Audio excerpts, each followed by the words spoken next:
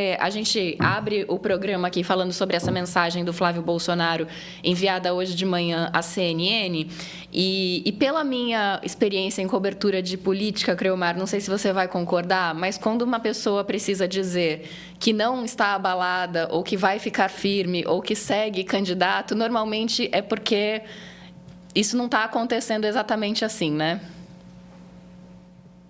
Luísa, boa tarde de novo para você, para o Léo, para a Flávia, para todo mundo que nos assiste. Então, tem uma expressão muito boa que um amigo usa aqui em Brasília, que é um jargão de transmissão futebolística, né? É o famoso sentiu, né? Que faz homenagem a um repórter esportivo muito famoso no Brasil e tal. Eu creio que o dia começou com o Flávio mostrando que sentiu o impacto, né? E aqui eu creio que tem 3 camadas bem interessantes que a gente precisa estabelecer para ter uma boa conversa, uma conversa equilibrada, ponderada e justa, né? Seguindo aí aquilo que a Flávia falou comigo antes da gente entrar no ar, né? Eu creio que o primeiro elemento que a gente tem que destacar é a conversa em si não é crime. Eu acho que esse é um elemento importante, porque senão a gente, como sociedade, se perde da ideia de que todo mundo é inocente até que se prove o contrário. Dito isso, tem outros 2 elementos que são muito importantes. O segundo deles é o fato de que a conversa demonstra imprudência e, em algum sentido, talvez amadorismo político. Significa dizer o quê? Os eventos já estavam acontecendo, o senador Flávio Bolsonaro tinha muito provavelmente ciência da situação de Daniel Worcaro, que era público, notório, envolvendo o ecossistema político em Brasília, e mesmo assim ele insiste em fazer um contato. E tem uma terceira camada que eu acho que é bem importante para sumarizar essa pergunta de entrada, que é muito boa de sua parte, que é quando a gente olha para os filhos do Jair Bolsonaro e para a família Bolsonaro, e aqui, propositalmente, eu estou tirando a ex-primeira-dama Michele Bolsonaro da equação, a gente precisa fazer a seguinte pergunta de maneira muito honesta. Ao final das contas, a campanha ou a pré-campanha, a disputa eleitoral de Flávio Bolsonaro, que poderia ter sido Eduardo, mas que por escolha voluntária se tirou do jogo, tem a ver com vencer a presidência em 26 ou tem a ver com hegemonia sobre o campo político da direita, transformando o bolsonarismo, mantendo o bolsonarismo como sinônimo de ser direita no Brasil. Com as evidências que a gente tem até aqui, e eu creio que o melhor jeito é responder esse terceiro questionamento por mim mesmo feito, a gente tem todos os indicadores de que é sobre hegemonia no campo. E sendo hegemonia no campo, e partindo-se do princípio que a gente não tem clareza ou certeza de que Jair Bolsonaro disputará outras eleições, é disputa por legado do bolsonarismo. E se for essa a questão, a gente pode estabelecer algumas hipóteses. A primeira é, Flávio vai continuar tendo um nível marcante de intenções de voto, porque há uma transferência do pai para ele. Flávio tendencialmente não vai desistir. E o bolsonarismo, via sua militância em redes, vai dizer que isso se trata de uma grande conspiração, como outras que já foram feitas. E aí, em termos de síntese, eu creio que o elemento fundamental é esse ataque agora, em algum sentido, não é ruim, porque dá tempo de testar essas estratégias de contenção de dano para a pré-campanha. Se isso acontece faltando 3 dias para a eleição, aí você tinha um problema bastante complexo. Mas hoje, em um país como o Brasil, em que a cada ciclo de 24 horas surge uma crise nova, basicamente é sobrevive e espera que a próxima crise não envolva seu nome. E como todo mundo está errando bastante, o Flávio possivelmente está contando com a esperança de que na próxima semana o governo cometa algum equívoco. E aí ele volta à posição de tijolo e sai da posição de vidraça. Acho que esses são os elementos para a gente balizar o início de conversa, sabe? Eu aproveito. Boa tarde novamente a todos. Creomar, eu realmente, fora do ar, a primeira coisa que eu falei aqui quando o Creomar entrou aqui no link foi que feliz que eu estou de ter você na bancada hoje, na bancada virtual aqui conosco, porque é claro que nós jornalistas, a gente, diante de um noticiário, de uma bomba jornalística, a primeira reação é sempre na mesma temperatura, porque a gente é vocacionado a qualquer que seja o personagem estar plenamente envolvido quando uma notícia desse tamanho explode. Então, e o dia seguinte é justamente o dia de assentar, né, botar a bola no chão e entender as repercussões disso e as estratégias e as consequências reais. E eu tenho a impressão, né, Creomar, que você conhece esse universo, se você sabe disso, eu tenho a impressão que os agentes políticos passam por algo até parecido. Os mais maduros, mais experientes, tendem a fazer esse processo, essa transição mais rápido. Então, num primeiro momento, rola um uou, só um segundo. Desculpa, apareceu uma notificação aqui, pus no mudo. Eles passam por um primeiro momento de aflição ou de barata voa, né, numa expressão famosa em Brasília, e quem é mais experiente e mais profissional transita rapidamente para, ok, qual que é a nossa resposta, qual que é a nossa estratégia a partir daqui.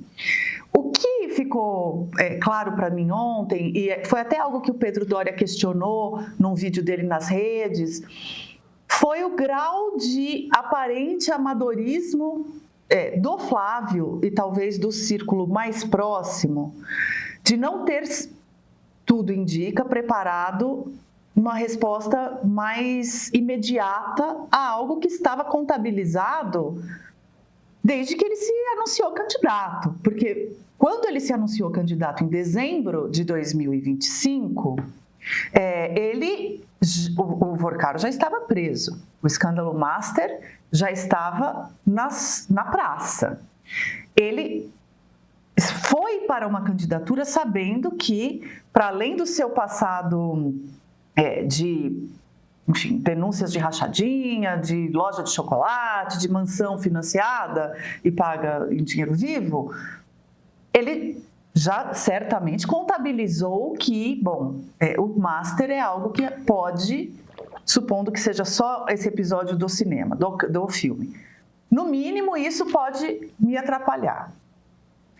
E pelos bastidores do que aconteceu ontem em Brasília, da reunião de emergência e do clima que essa reunião de emergência teve no QG da campanha, me parece que não havia uma estratégia previamente combinada. Alguns jornalistas, colegas, deram inclusive que o entorno mais próximo dele da campanha não sabia dessa conexão dele com o Vorcaro, e a resposta foi toda combinada. Uma matéria do Globo com esses bastidores detalha que o senso de desespero em 3 horas de reunião em que não se sabia o que fazer. E aí, então, criou-se essa reação. A gente não é algo que a gente está acostumado a ver em campanhas presidenciais, não dos dois grandes concorrentes, né? Pelo menos não é o que se espera de 2 das campanhas majoritárias, no sentido de majoritárias das intenções de votos, né?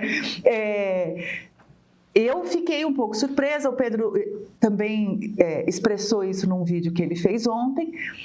O fato é que, combinada a versão veio à tona e, de uma maneira muito rápida, mesmo o campo da direita começou a questionar a versão que veio à tona, os buracos, né, disso.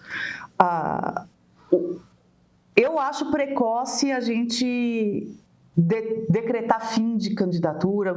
Nisso eu concordo completamente com você. Eu acho que o abalo é muito grande e é um fato real. A gente tem apuração, a Júlia Kekia tem apuração, eu tenho apuração, outros colegas de Brasília têm apuração, de que não é especulação que parte do PL passou a considerar a hipótese, ainda que não esteja atuando ativamente para isso, de substituir Flávio na candidatura. O nome que apareceu primeiro foi o de Michele Bolsonaro, que carrega o sobrenome, mas que já foi amplamente vetada pelo marido em diferentes situações, segundo Flávio Bolsonaro, de ontem para hoje foi novamente. a despeito disso, postou hoje de manhã um vídeo em que aparece malhando com muito vigor e muita disposição, como quem está se aquecendo para algo grande. E a família Bolsonaro, eu não estou sendo irônica, a família Bolsonaro é pródiga em recadinhos, em indiretas, em mensagens de redes sociais. E não é segredo para ninguém que Flávio e Michele disputam essa vaga. Então, não é uma coincidência a Michele postar esse vídeo. Ela posta de vez em quando o vídeo malhando. Mas a escolha de postar isso nesta manhã, evidentemente, não é aleatória. Então, o fato de que a gente não pode precocemente dizer que a candidatura de Flávio acabou, também não quer dizer que ela não tenha sofrido um abalo muito relevante e que ele existe um período, e eu quero te ouvir sobre isso agora, meu querido. Existe um timing de maturação de uma bomba desse tamanho. Existe um período, uma janela de entender, ok, é reversível ou irreversível o estrago que foi feito. E eu queria te ouvir um pouco sobre como é que se calcula esse tempo, porque eu tenho a impressão de que até 2, 3 anos atrás, de que até um ciclo eleitoral ou 2 atrás, esse cálculo era 1. Eu tenho a impressão de que de 2 ciclos para cá, com a velocidade das notícias e a escala que elas tomam nas redes, no burburinho do WhatsApp, no celular, esse timing mudou. Mas eu quero te ouvir se você concorda ou se você acha que ele segue um pouquinho mais longo do que a imprensa quer fazer parecer, porque jornalista é ansioso por natureza.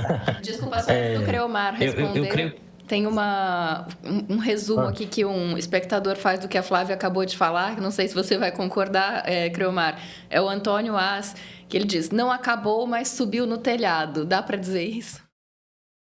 Ei, peraí, atenção, não rola ainda pro próximo vídeo não, tá? Por apenas R$15, o Meio Premium te dá acesso imediato ao nosso streaming exclusivo. Imagina só entrevistas inéditas com nomes como José Dirceu, Sérgio Abrantes, Felipe Nunes e uma biblioteca de séries e documentários originais. Mas não para por aí não, tá? Nossas newsletters especiais trazem reportagens que desvendam da política à tecnologia. É o jornalismo que te prepara para entender de verdade os bastidores dos assuntos que movem o Brasil e o mundo, muito além da manchete. Assine o Meio Premium agora.